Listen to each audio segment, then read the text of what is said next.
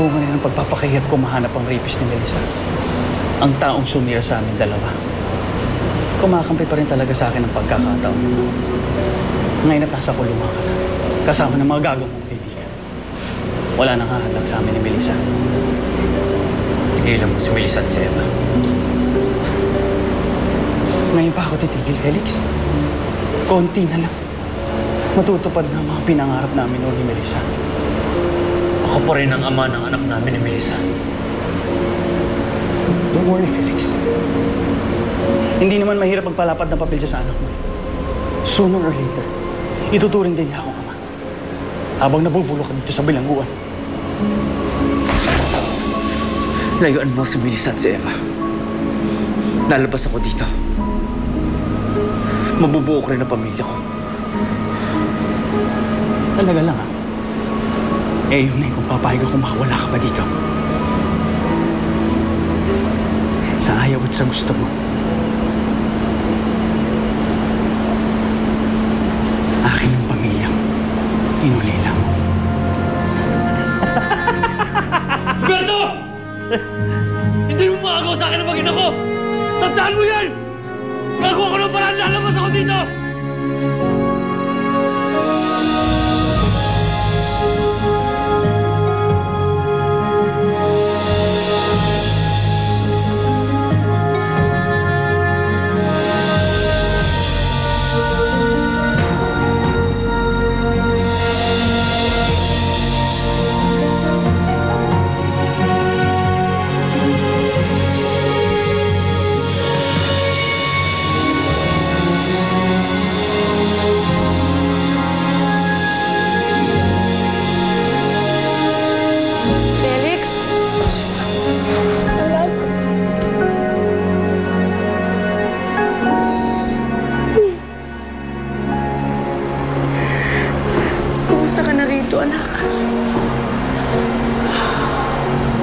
Hindi ako magiging okay dito, and you know that.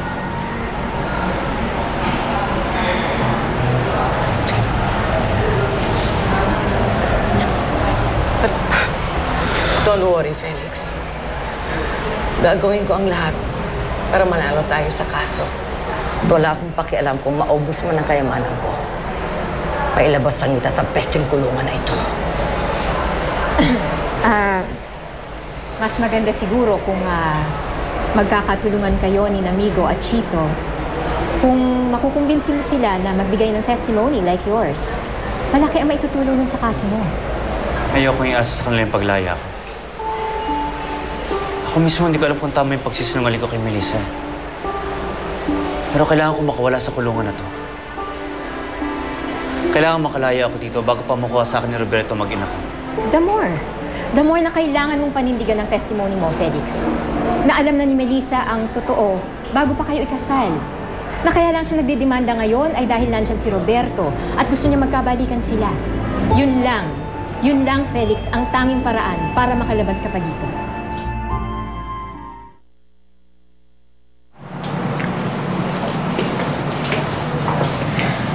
Sila ba yung mga babaeng pinapahanap po sila? Siguro doon, walang marunong umarte yung mga yan, ha?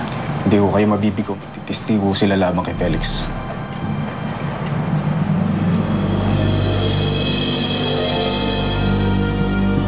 Next month na ang trial mo, Melissa. Matagal-tagal ng proseso ito. Kailangang ihanda mo mabuti ang sarili mo. Kakayanin ko, attorney. Sige, mauna na ako. Salamat po. Sige, salamat din.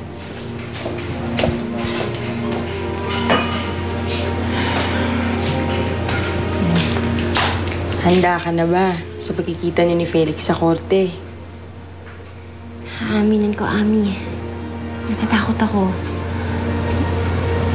Yung pangalang sinabi sa akin ni attorney mga paratang ni Felix, hindi ko na matanggap. Paano pa kaya pag sinabi niya yun sa akin ng harap-harapan? Tibahin mo lang ang loob ni Mari. Tsaka sana, huwag mo masyadong pairalin yung kalambutan ng puso mo. Isipin mo na lang lahat ng paghihirap mo mula nung gahasain ka ni Felix. Tsaka sana huwag mo rin sayangin yung mga tulong na binibigay ni Roberto.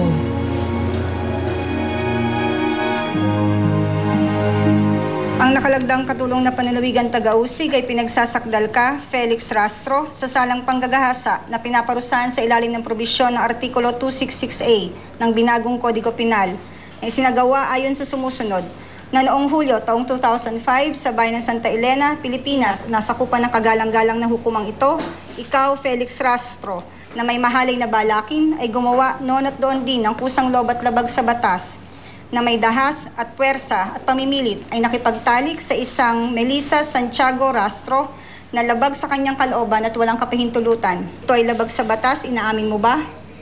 Hindi po. Sinungaling ka, Felix! Ang akusado ay tumanggi sa nasabing sakdal. Kagalang-galang na hukom. Ang akin pong kliyente na si Felix Rastro ay nagsumite ng kanyang kontra salaysay sa tanggapan ng taga-usig na inamin niya ang panggagahasa. Pero ito ay nangyari bago pa man sila ikasal ni Melissa Santiago Rastro. Hindi yan totoo! Wala kang inaamin sa akin na ikaw ang gumahasa sa akin, Felix, simula nang magkakilala tayo! Order in the court. Dahil sa kasong isinampal laban sa'yo, hindi ikaw pinapahintulutang makapagpiyansa. At dahil dito, ikaw ay mananatili sa loob ng piitan habang nililitis ang iyong kaso.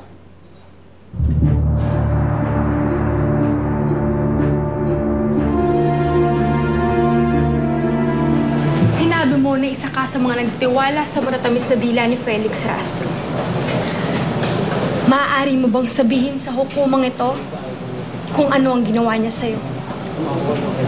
Ang sabi po niya sa akin, kakain lang kami. Pero, dinala niya po ako sa isang bahay. May pinainom po siya gamot sa akin. At pagkatapos nun, nakatulog na po ako. Pagising ko po, nakaubad na ako. Pinagsamatalaan ako ni Felix Rastro. Hindi totoo ang kasusad nyo! Hindi ko kayo kilala eh! Mga sinungaling kayo! Order! Order in the court!